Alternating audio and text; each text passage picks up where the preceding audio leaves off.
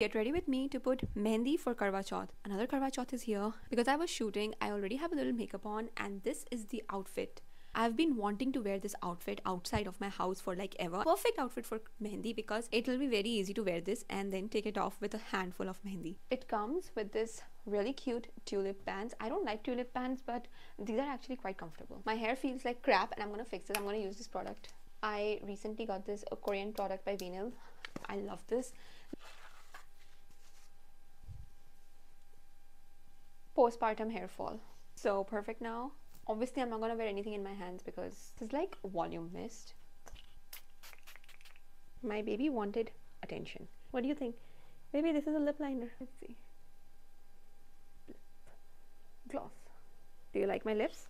Gonna. When in doubt, add blush. I am so ready to get my hands dolled up.